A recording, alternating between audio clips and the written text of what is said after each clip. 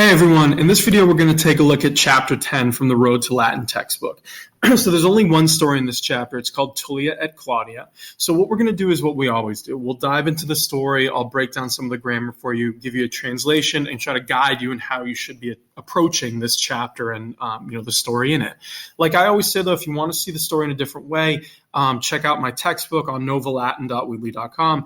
If you want to just see a digital form of the textbook, I have it there unedited. If you want to see my version, I've added a bunch of different things to it, like my notes, some videos, just a different way of presenting the grammar and the stories, like giving the cases highlighted or English translations, just things that I think would help you that I use in my own classroom. So if it helps, feel free to check it out. But either way, try to find a version of this story that's really comfortable for you that you enjoy using. And like I always tell you, the first thing you got to do before you dive into the story is learn the vocab. It's very difficult to translate and read Latin if you have no idea what the words mean. So that should always be your first stop. If you want, on my textbook, in addition to the vocab, we've given you some English derivatives that might help you to kind of understand or associate the words in a different way, associate them with English that you might know. There's also a Quizlet there if you want. But one way or another, you want to make sure that you feel really comfortable with all the words, that you're ready to kind of approach everything. Your next thing you got to do is make sure that you feel really comfortable with the grammar. And to that, and I'm going to give you a quick overview because this chapter does introduce, it's a new way of expressing things that we've been doing for the first 9 chapters. So the quick overview is this. We're talking about cases and declensions in this chapter. So you might have noticed already that all of our nouns in Latin, nouns and adjectives, have been ending in the same endings, right? Using the same endings, like a, for instance. So you can actually take all the nouns in Latin and put them into a group. There is a pattern there, which is really useful for us trying to learn this language. You can organize Latin so that it's easier to understand. These groups are called declensions, right? That's the fancy grammar term for it. It's just a group of nouns that use the same endings. So far, all we've been doing in the first 9 and now 10 chapters is using what we call first declension. So basically all the nouns we've seen have ended in A, right? That's the pattern. But apart from that, within that group or declension, we've seen that nouns use different endings depending on how they're being used in a sentence, right? So they don't always end in A. A is if it's the singular subject, the nominative case. If it's plural, it becomes AE. This system is what we call the case system, or the cases in Latin. So we say that a noun is in a specific case depending on how it's being used in the sentence, right? And these are the 5 cases. We've actually learned 6 when you add vocative, but the 5 main ones we've seen so far are nominative, genitive, dative, accusative, and ablative. So the nominative case is your subject, the person or thing doing something. The genitive is used to show possession. So we usually translate it as of in English. So you might say the house of Cornelia, right? Cornelia's house is another way to do that. It's just showing the possession. The dative has been used for some special adjectives, right? Like friendly or near, right? Proxima. We say you're near to something or friendly to someone. But oftentimes it's the indirect object, right? So if you're giving something to someone or you're doing something for someone, that's the dative case. It's usually with verbs of giving, showing, and telling. Then we have the accusative case, which is the direct object, right? And we often say it's the person or thing that receives the action. So for example, if you were to say, I kick the ball, well, who's kicking? I am. I is the subject. What's being kicked, right? What's receiving the action being kicked? The ball. So the ball is what we call the direct object in English and in Latin. In Latin, to express that, we use the accusative case, usually with an M or an S ending, right? AM or AS. The last one is the ablative case. So this one has a lot going on. There's a bunch of different uses. So far, we've seen just a few. The thing we've seen is showing a place from or in which, right? We've seen that. And we've also seen it used with prepositions, right? So with and without prepositions. When it's used with prepositions in prepositional phrases, it's showing motion out of or away from or the position or location, okay? The last case that we've seen is the vocative case, which is when you're calling someone by name. I didn't add it here, but it's easier to spot because it's always in a quote, right? And it usually has commas around it, right? Because you're, at least in our punctuation, that's how we punctuate the Latin text. It's pretty easy to spot.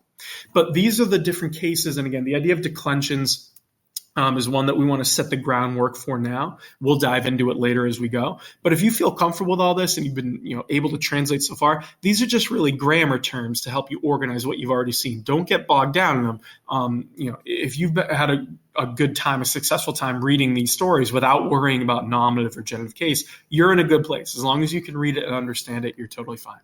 So once you have the vocab, you feel comfortable with all this grammar, what you want to do is you want to make sure that you're reading the story out loud. I always say it, find someone from class, anyone who you can read the story to in Latin to practice your pronunciation, your speaking.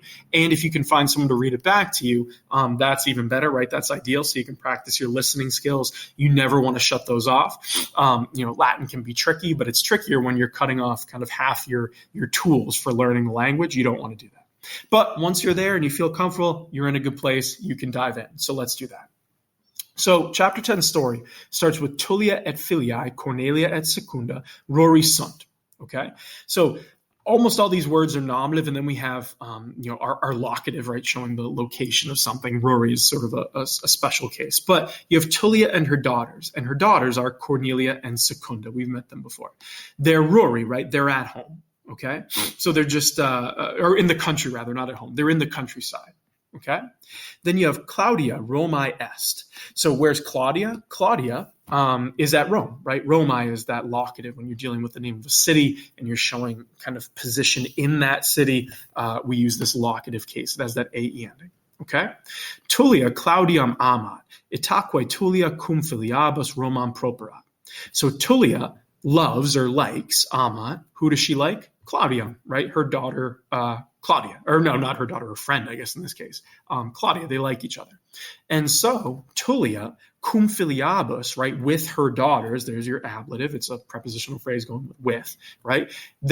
She hastens, properat, to Rome. Here we have the accusative without a prepositional phrase. It's the name of a city. Romam, it means you're going toward that city. Okay? So Tullia is hastening from the country, right, to Rome to go see her friend. Tullia in lectica sedet, sed filiae et servae rosa et Anna ambulant.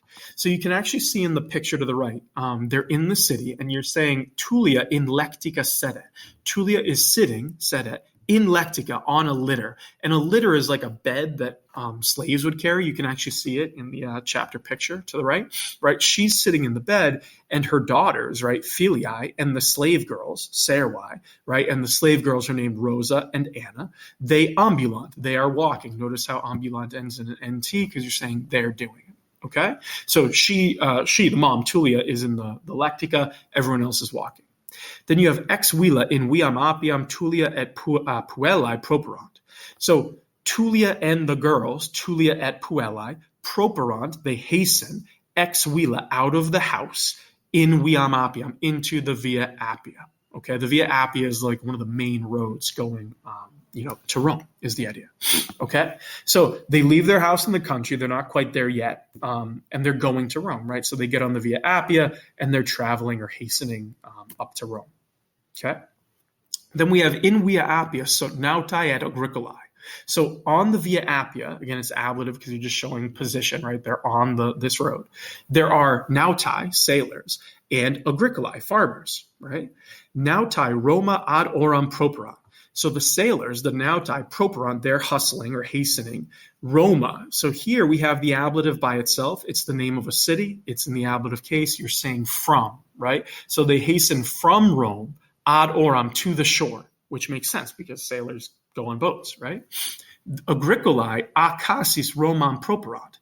So the farmers, the agricolae, properant, they're hastening or hustling. Acasis, from their cottages or their huts, Romam, to Rome, right? So the idea is the sailors are coming out of Rome or away from Rome. They're going to the shore. The farmers are going from their huts, which are in the countryside, to Rome, right? So everyone's running around on the Via Appia. And it's a major road going to Rome and through Italy. If you don't know what it is, look up the Via Appia. It's worth diving into. Then you have in vias Romae agricolae uvas et olivas portant. So in vias Romae, in the streets of Rome, right, meaning now they're inside the city, agricolae, the farmers, portant, they're carrying uvas et olivas. They're carrying grapes and olives. We've talked about this before. That's what they're growing. Tullia pulchras uvas videt et anae pecuniam dat. So Tullia sees, videt, pulchras uvas, beautiful grapes, right? So she sees him carrying these grapes and she's like, wow, those look great. So what does she do? She gives pecunia. Remember, when you have a verb of giving, you're expecting the dative because you have to give something, direct object, to someone, indirect object. So when you see dot, she gives. What does she give? Accusative case, pecuniam. She gives money. Who does she give it to? Anna, right? Anna here is dative. That's how you can kind of get the context of this. So she gives money to her slave girl, Anna. Then you have to buy the grapes, right? Then you have parvae puellae, uvas pulchras et corbulas plenas, rosarum rubrarum et albarum ad Claudiam portan. So the small girls, right, parvae puellae, the little girls, they portant. You have to go all the way to the end to find the verb of what they're doing, right? Pretty common construction, Latin, have the verb at the end. They carry uvas pulchras, the beautiful grapes, and they're carrying corbulas plenas, so baskets full. What are they full of, right? We use the genitive case to show what something is full of. They're full of roses, rosarum, and the roses are described as rubrarum et albarum, red and white roses. So they're carrying the beautiful grapes and baskets full of red and white roses ad Claudiam to Claudia. Okay, so the idea is they go off. I guess they're buying all these things and they bring them back to Claudia, right? They're going to see Claudia, so they're bringing her these things as gifts. Is the idea. Then you have Claudia domi est et proxima Claudiae sunt anculae. So Claudia est domi, she is at home, right? This locative case. It's just saying where she is. So she's at home, and anculae sunt, the slave girls are proximae, nearby. Right, you might even translate this in the normal order, just as it comes at you, and say, and nearby, right, or near Claudia, to Claudia, there are slave girls. Or you could say the slave girls are near to Claudia. Remember, proxima is one of those special adjectives that takes dative because you're nearby to someone, right? So Claudia here is going to be dative. So she has slave girls around her, is the idea. Anculae Claudiae laborant, right? The slave girls, slave women of Claudia are working. Here, Claudiae is going to be genitive. Just think of our case endings, right? It can't be nominative plural because there's not more than one Claudia. There's no verb of giving, showing, or telling, so it's probably not going to be dative. Your last option is genitive, which makes sense. The slave girls of Claudia, right? They're working. Saipe Claudia ancilis fabulas narat. So often, Claudia, there's your subject, narat, she tells. What does she tell? Again, verb of telling, or whenever we have giving, showing, telling, the idea is you tell something to someone. So we need a direct object. What does she tell? Fabulas, stories. Who does she tell it to? Ancilis, to the slave girls. Then you have Tullia et filiae Claudiam salutant. So Tullia and her daughters, that's our subject, salutant, they greet Claudia. And now we have the last part of the story. You have Rosa et Anna ancilas Claudiae salutant. So Rosa and Anna, right, they salute the slave women of Claudia, right? So they are slave women. They greet or salute, right? Greet the other slave women. And everyone's just basically saying hello to each other. Then you have puellae Claudiae rosas et uvas dant. So the girls give, dant, they give. Remember, when you have that verb of giving, we're expecting you're giving something to someone. So they give rosas et uvas, the roses and the grapes, the things they were carrying in the basket. Claudia to Claudia, right? Who do they give it to? Claudia here is functioning as our dative case now. Then you have noctu Tullia cum filiabus et servis Roma domum propera. So at night, right? So this is during the day. At night, Tullia cum filiabus, with her daughters and her slaves, right? Servis. So with her daughters and her slaves, they properat, they hasten a Roma, from Rome, domum, homeward, all right, to their house. So the last part here, you have a prepositional phrase with cum filiabus et servis. That's who she's going with, because again, at night, they've already visited, now it's time to leave. Roma here, ablative without a prepositional phrase, it's because it's the name of the city and it's indicating motion out of or away from, really away from in this case. The same thing is happening with domum. The word home is accusative because it's implying they're going towards their house. Okay?